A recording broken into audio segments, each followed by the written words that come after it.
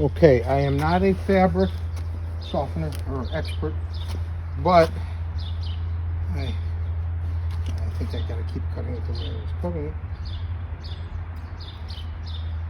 Right-handed.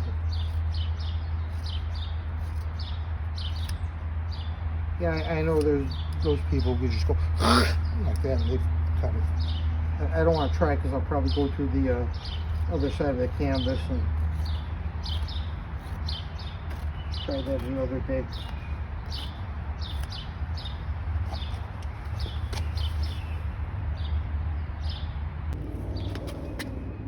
Maybe I am left-handed. All these years I finally find out. Yeah. Okay. Not bad. Ready for the rabbit skin glue. Okay, now we're just going to take old ladder and flip out the tray that used to be the paint tray. Put a drafting table, old drafting table, and a piece of board just so that the canvas doesn't get dented by the drafting table. We're going to set that there. And we're all ready for us to put on the rabbit skin glue. Now we just got to go get us a rabbit. I'm gonna shoot a rabbit. I'm gonna shoot a rabbit. Ah! Okay, no rabbits around. We'll have to use the rabbit skin glue we already made. And the rabbit skin glue is going to tighten up this already somewhat tight canvas. Right. When we were last together, we had put the rabbit skin glue and double bagged it in the refrigerator so nobody would open it up, because rabbit skin glue smells pretty bad. And we're going to pour that in the kettle in just a second. But I have to staple one more spot here. I know. You're saying, well, you didn't staple those all really evenly, and the fact is I didn't, because my knuckles kind of get in the way and other things do too. But I have since gone back and put in all nice even staples across the back. Yeah. One more, just so we can be neurotic or obsessive, whichever term we're using nowadays. Okay, we have the little kettle, and this one is a Sure Bonder, and there's a little on-off switch, and you see, you flip it and the light comes on. Did you see that little red light come on? And you can turn it from low to high. We're going to put it on the medium setting, and we're going to put the glue, oh, it smells, in there. And I think we're going to need a trowel to get it out. Maybe not. Maybe, yeah.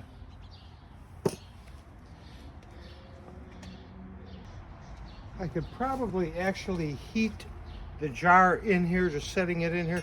But you know, I don't know if you're supposed to heat these up without having some substance in them, because I don't want to burn it out. All right, so the rabbit skin glue has been refrigerated, so it's very solid, and we want it to become liquidy.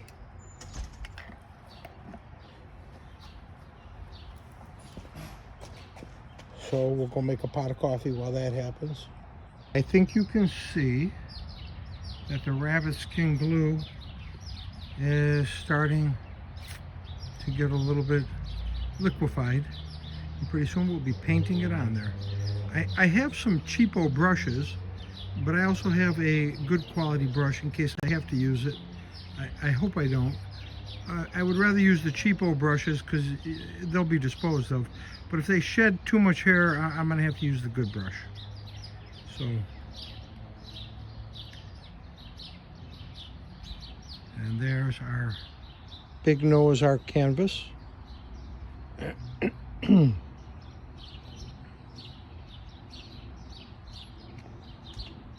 Yes, our Noah's Ark canvas. It kind of didn't know whether it was coming or going. But you can see it diving on the right there, which is what I originally wanted. So, and you want to know the funny thing is, the top, which was meant to be the bottom, was very square at first, but when I stretched the canvas, it kind of went out of square, so it's debatable as to which is the top and which is the bottom. We'll make it work. You can see I've begun to paint the corner. I'm painting it on an angle, and we will continue to paint it. And being that it's getting dark, we're going to paint the rabbit skin glue on rather quickly, working from the corner as I told you. It's shedding a little bit, but not too bad. So let's not waste any rabbit skin glue. I think I have this a little bit too hot. So what I'm going to do is put another chunk of glue in there, and then we will end up turning it down, turning the heat down a little bit. It's just a little too hot. You don't want to scorch the glue. And you can pretty much see where the glue has gone on.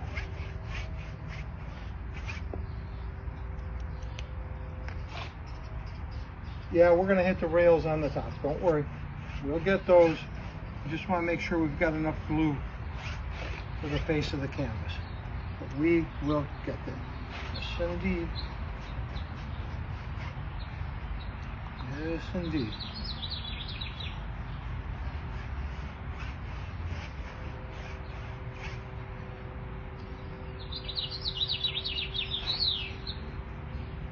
Now, you're probably wondering, can you repaint it, or can you paint it, can you second coat the rabbit skin glue? And my answer kind of is, I don't know, except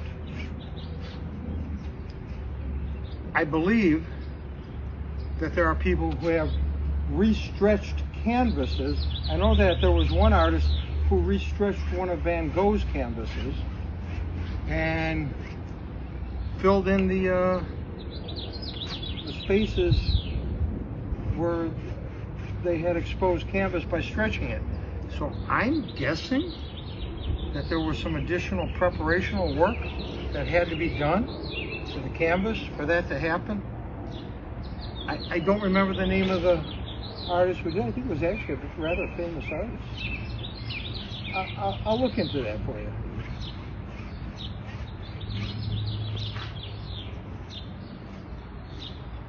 Now, the question is, can you sand this? You can, but I don't think I'm going to want to, because it's important to remember something about oil paint. Although the oil paint's not going directly on top of this, the gesso is. But oil paint does not really have a chemical bond to the subsurface. It has a physical bond, which means that the texture, the porosity is important, because that's what it's bonding to. It's like someone trying to climb up a building using suction cups. There's no chemical bond there. It's just a physical, it's just a physical bond. Capiche?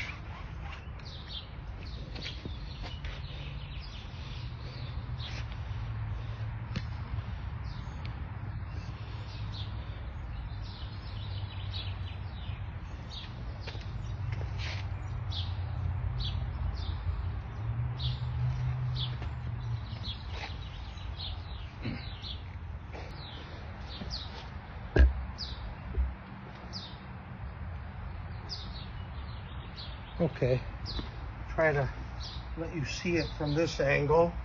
I unplugged the rabbit skin glue so I could plug in my phone. I'm having to juggle a lot of things here because I didn't plan everything quite as nicely as I should have. But I'll tell you this.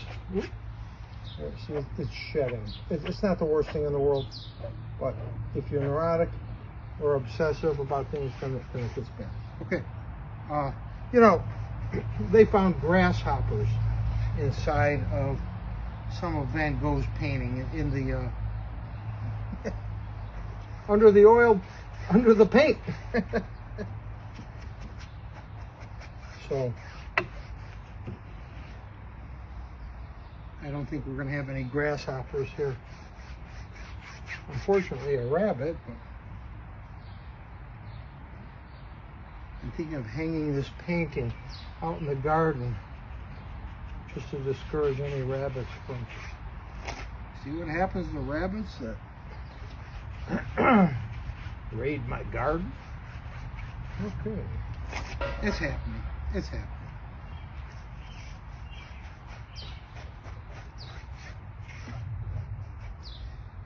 Yeah, I think we're going to have enough to do this. Okay, we'll get a little closer. Try to get closer without getting rabbit skin glue on my cell phone here, which is my camera.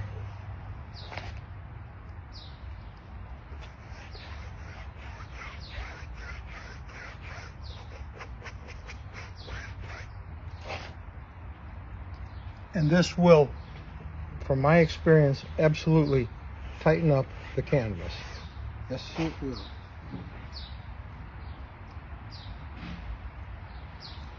And then when it dries in the little pot, it kind of gets like a little skin. No pun intended. And and you can just peel it off.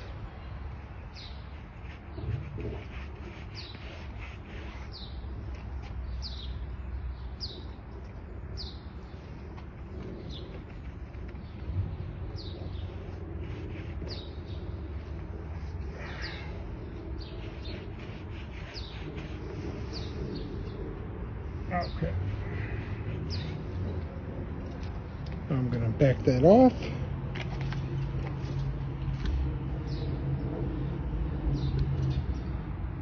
So you can see that side getting painted. Uh-oh. I'm feeling raindrops. It's not really a good thing.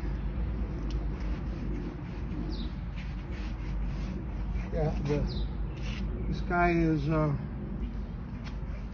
lowering.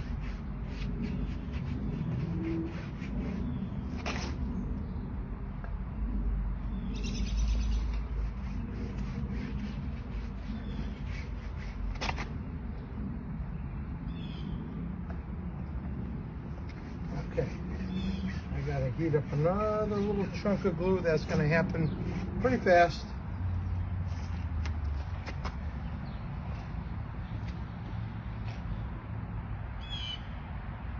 You know, I didn't think that 22 ounces was, give or take a little bit, was going to be enough. But it is. Of course, the canvas ended up being a little bit smaller than I originally planned.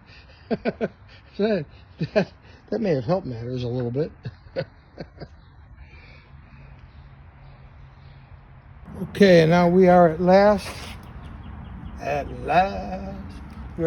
getting every little nook and cranny here, because we want to be able to gesso the back, the side, all of it. We don't want any of this to not be covered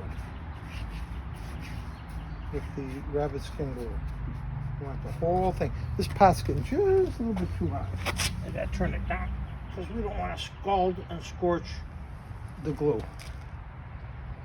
Just a little bit too hot. Sorry. Okay. Yeah. Gotta get the back, gotta get all of it. It's all important.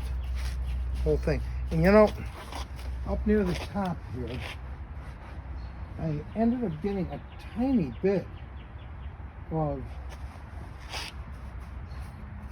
color, tiny bit of the ground, which is not good.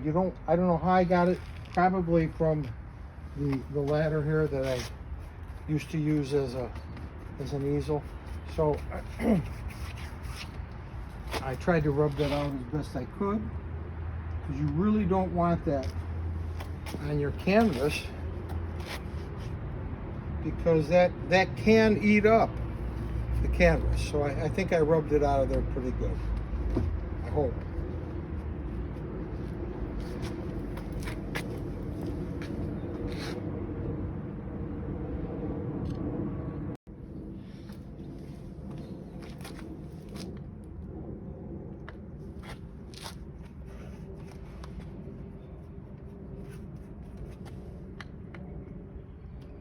I already did the bottom because you didn't see me do this, but I flipped this over. That's why I was concerned about this little color in there, because that was from when it was against the bottom. Oh, well, things happen.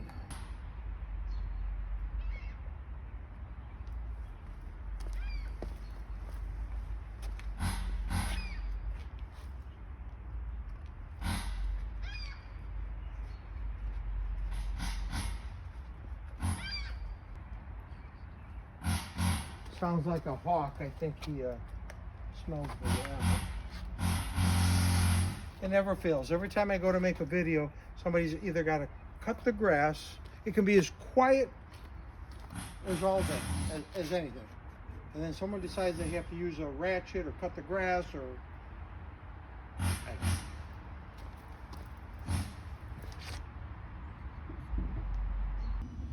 Okay, I think that we have covered it pretty well. I think we've done a good job here. Some of the items on the side and the back, we could actually mix up some more if we have to, but I really don't think we're going to have to. I think we're going to look at it and we should be able to work with this from here. You know, you can make gesso also using rabbit skin glue. I don't know how to do it. I've never done it, but I do know you can. Okay, we are going to be applying the second coat of rabbit skin glue. Nice and fresh, still from the refrigerator. So, and I somewhat misled you. I have looked this up. You probably should wear a face mask when applying the rabbit skin glue. I can pretty much guarantee you that a lot of people over the years did not do that. I don't know, maybe that was Van Gogh's problem.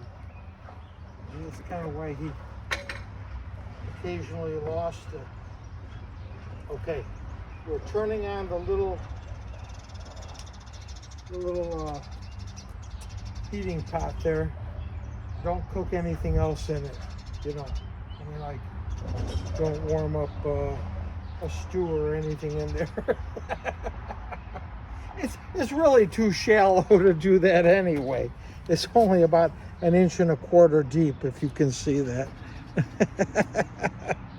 So, here I am with my face mask on, ready to apply the rabbit skin glue.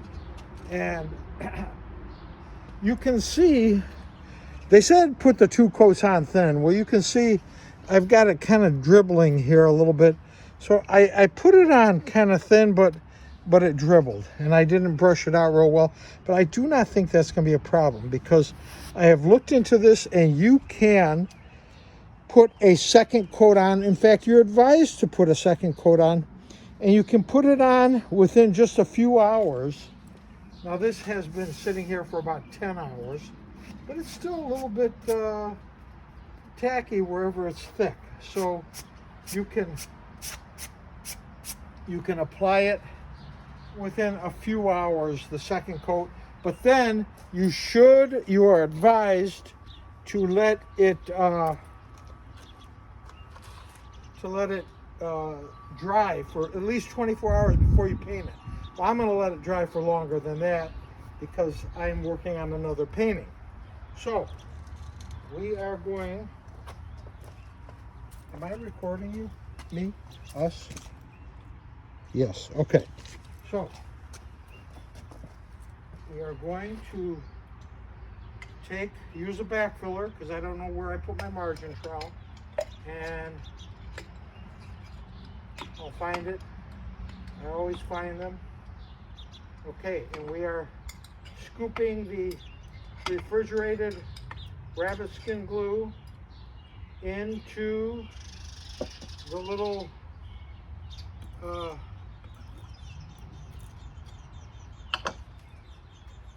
warming tray, the Surebonder warming tray. Oh, I don't think you saw me do that. Okay, well, we'll do it again. Okay, so we are putting the little refrigerated chunks of rabbit skin glue into the warming tray, and we're going to let that warm up. My back filler does have a little bit of dried paint on it, oil-based paint, but that's okay, because none of it's coming off on the glue anyway. But evidently you can make a gesso out of rabbit skin glue and ground, you know, the oil-based ground. So if some tiny microscopic amounts of this paint got in the rabbit skin glue, it wouldn't be a problem. Now, as I told you, we can put a second coat on. But what I'm going to do is I'm going to knock off some of these spots where it dribbled a little bit. So I have some heavier kind of dribble spots. Just going to knock them off. And anything that won't get knocked off, I'm not going to work it too hard, because we're going to put the warm rabbit skin glue. It may incorporate it into it. If we end up with some bumps, we can sand them out. It's not a problem. And there's a human hair in there. I don't know how that happened.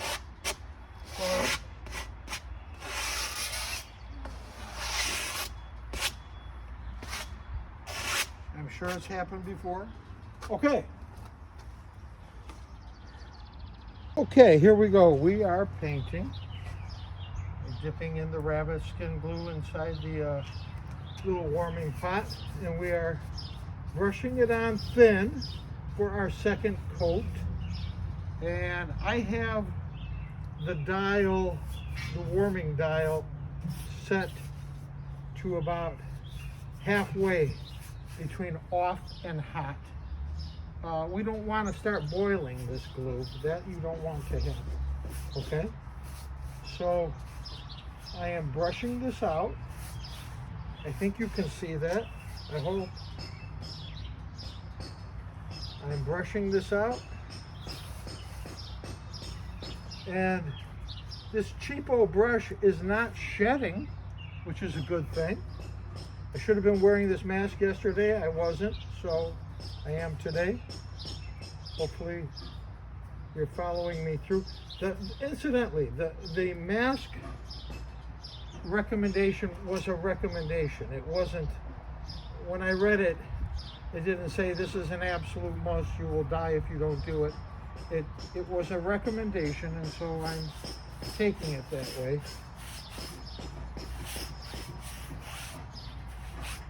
Problem with wearing the mask is you don't get that delicious fragrance of the rabbit skin glue.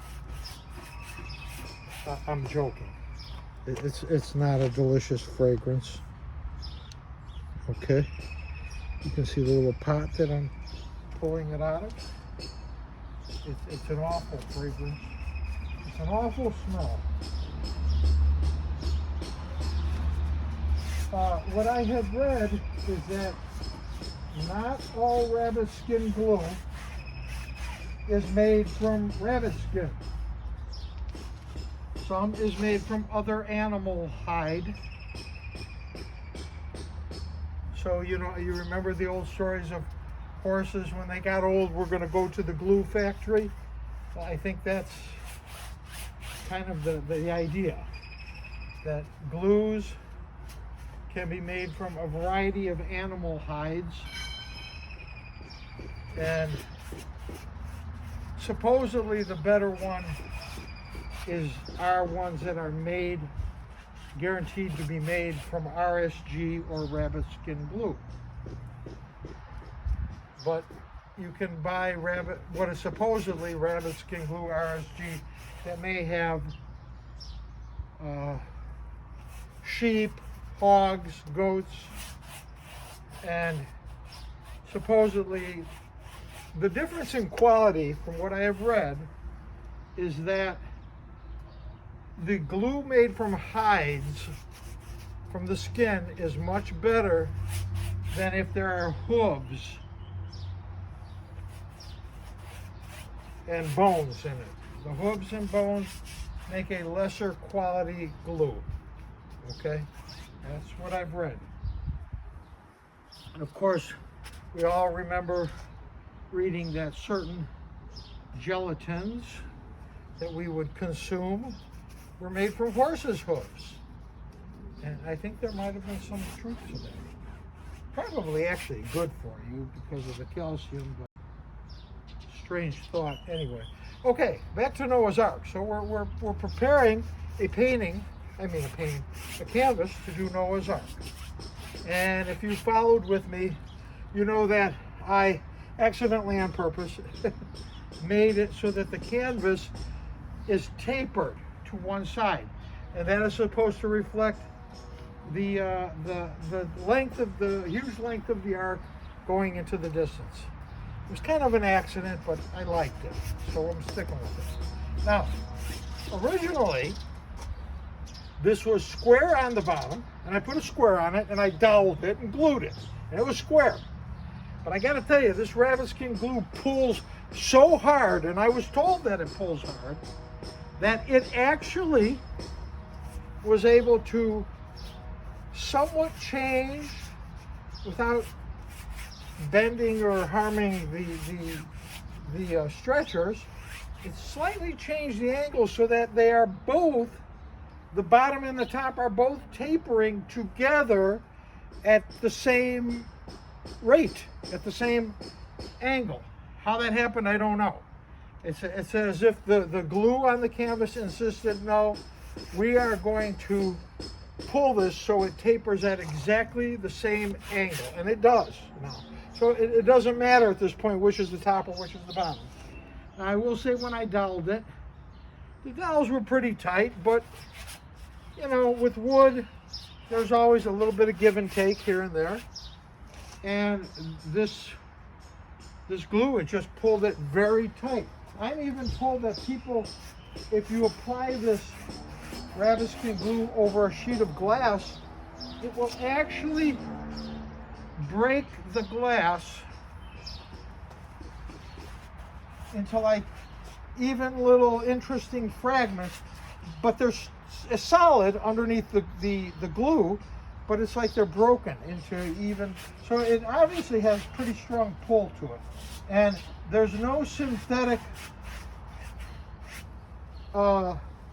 sizing for preparing your canvas that has the natural pull strength of animal hide glues.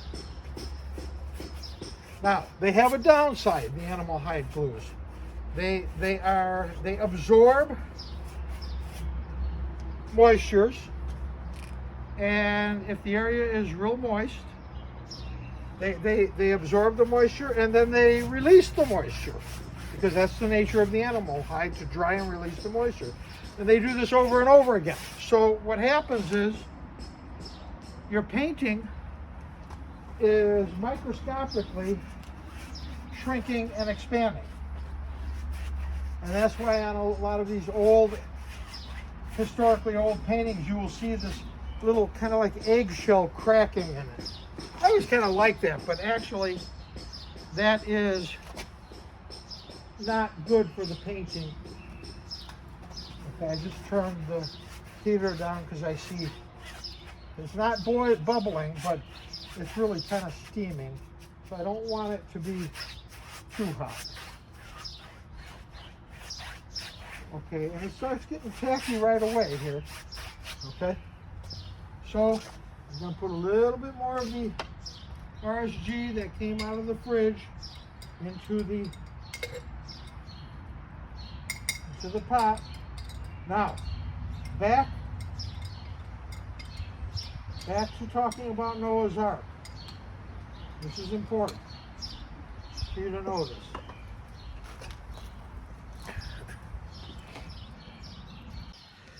If you will research Noah's Ark, and if you will start with the Bible's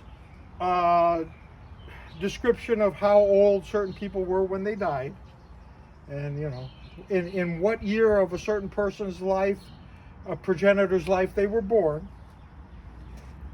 you'll find an interesting thing happens. And you can use the Bible, but also use Josephus, because he gives you some insight into this. So use the Bible together with Josephus. And I was convinced, because of my deciding to work on Noah's Ark, I was convinced, I'm ashamed to say, that I thought I was going to find a mistake in the Bible. Because we know that Lamech died at 777 years old. That perfect number of 777. Well, I thought, you know, I'm going to make a little timeline and a graph of who begat who, and when they begat them, and when Noah's Ark came, and when the rains came, and I'm going to find that Lamech was actually alive when the flood came and died 3 years later. But there's no mention of him being on the ark. Well, that's not what happened. I did the timeline. I've never read of anyone doing this, but I did the timeline charting, and I just used the Bible and Josephus, and I charted who begat who, and when they begat them, and when they were born, and when they died. And lo and behold, Lamech died 5 years before the flood hit the earth. So, great, righteous, honorable Lamech was spared having to go through. He was the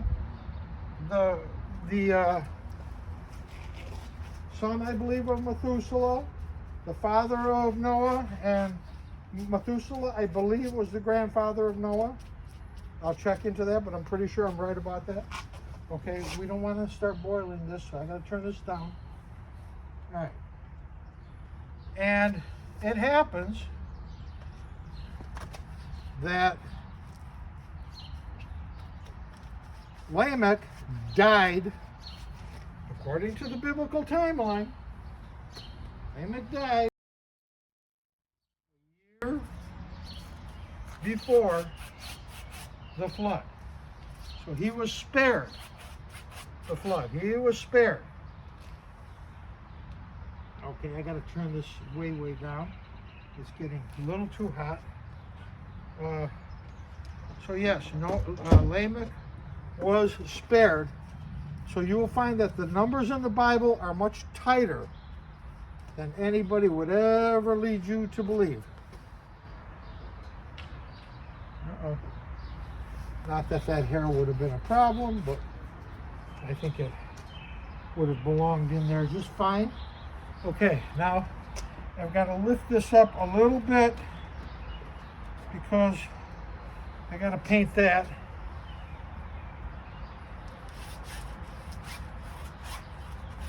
And I've let this bubble just a little bit. It's totally off now. That's probably not the best thing for it, but I think we're going to be okay.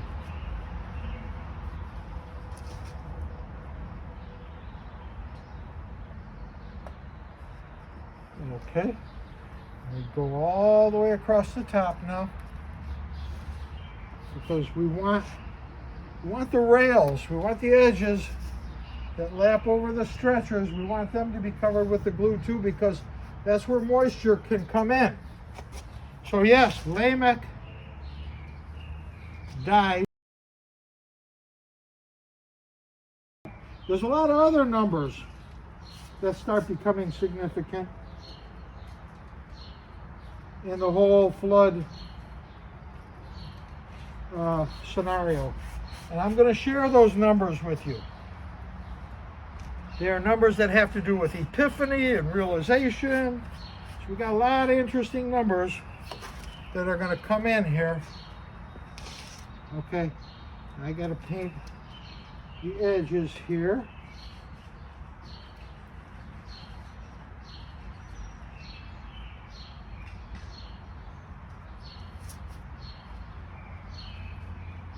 Paint the edges really good. I'm calling it paint, or I guess you're painting it on, I suppose we'd have to say, because it is rabbit skin glue. Okay, and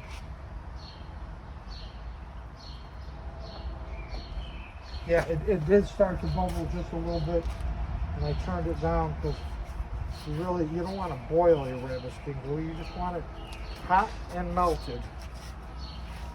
Whoops. See what happens there? Because I took that out of that frame there, that holder. Okay. And now we will continue to paint the back side of this.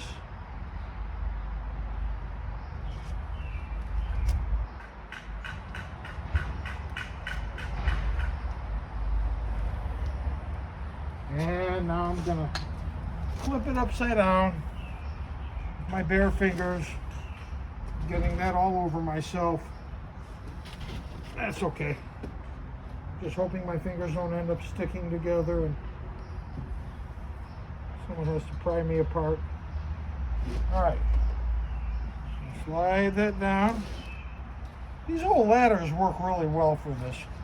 Just a suggestion to you.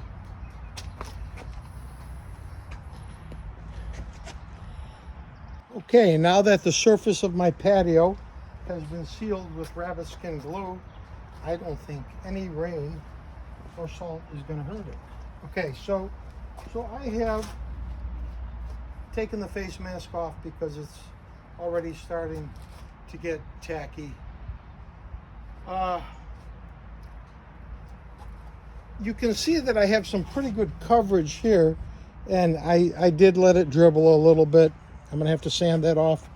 But the back, there are spots that didn't get really covered real well, but I'm not worried about that. The sides, I got them really good. The sides, the top, and the bottom, I got good. Some that wraps the back, I didn't. And I think it's still important to get that. But what I'm going to do is, while this is drying, I'm allowed 24 hours, I think, before I start painting. Well, I'm not going to start painting in 24 hours. So I'll make up another little batch of rabbit skin glue. I'm using up much more than I thought, but that's okay. And I'm not going to paint any more of the front because that's been really well covered. I'm going to make up just enough to recover the back and the sides of the rails there where it wraps around the stretchers. And we want that to be covered well because a lot of people, myself included, don't put frames around their paintings. I do sometimes, but oftentimes don't. So you want your edge of your painting, you want it to be painted because you want to protect it from moisture. So whatever paint you're done painting your painting with, you take your back filler and just make sure, or your brush, and hit the sides and lap it a little bit so that if any moisture hits the sides or drips down on the top, it won't wick into your painting and get underneath the painting on the canvas. It could. So it's, even if you're not nuts about the style, start to like it.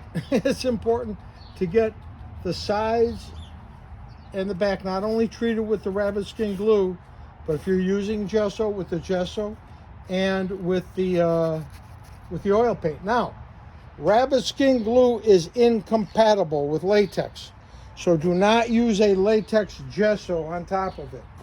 You're going to want to either make your own gesso as an oil-based gesso And there are different people online who show you how to do that.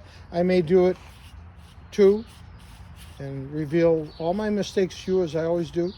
And but you can paint directly on the rabbit skin glue if you've given it 2 coats. You can oil paint directly on that. From what I have been reading and studying, and there's some people who love it. They like it more than something that's been covered with gesso. As a matter of fact, if the gesso isn't done just right on top of the rabbit skin glue, it can cause cracking.